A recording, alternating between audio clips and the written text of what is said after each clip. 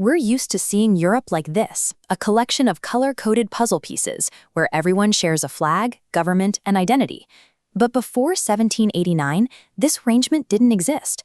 They lived in a chaotic web of empires, ruled by whoever had the biggest army.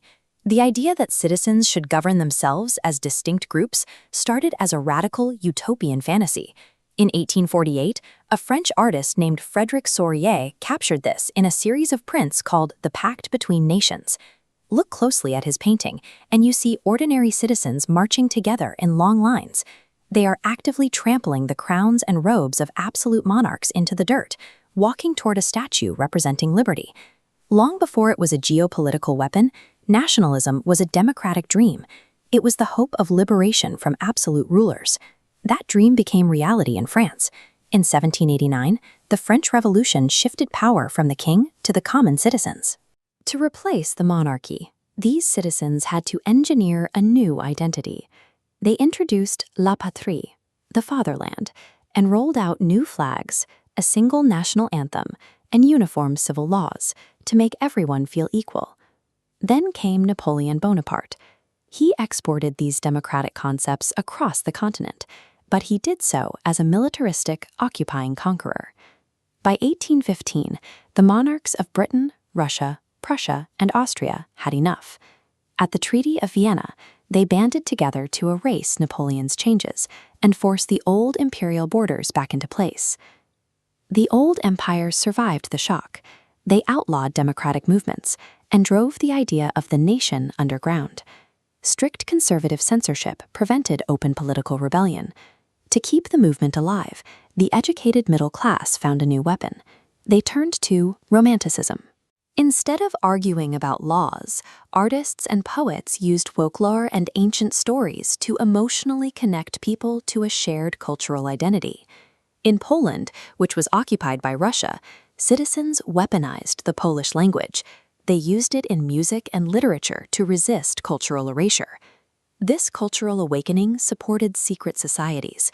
Figures like Giuseppe Lazzini formed groups like Young Italy, plotting revolution in the shadows.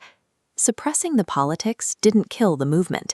Instead, it mutated nationalism from a legal contract into a deep emotional bond. By the year 1848, the pressure boiled over. Populations were booming, jobs were scarce, and severe crop failures left the overcrowded slums of Europe starving. During this age of revolutions, the liberal middle class attempted to demand constitutions and unified nations through parliaments, like the one in Frankfurt. The attempt failed. When they asked the King of Prussia to accept their constitution, he called in his royal troops and crushed the movement. The liberal reformers learned a very harsh, unforgiving lesson that day. Poetry and parliaments held zero weight against a royal army. Conservative elites realized they couldn't stamp out nationalism forever. Instead, they decided to hijack the energy of the movement to expand their own power. This is Otto von Bismarck.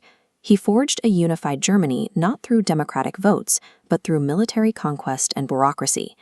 Count Cavour employed a very similar strategic model in Italy, unifying the states through key strategic wars and elite alliances. The grassroots dream of liberation had vanished, replaced by the harsh reality of states built by force and elite maneuvering.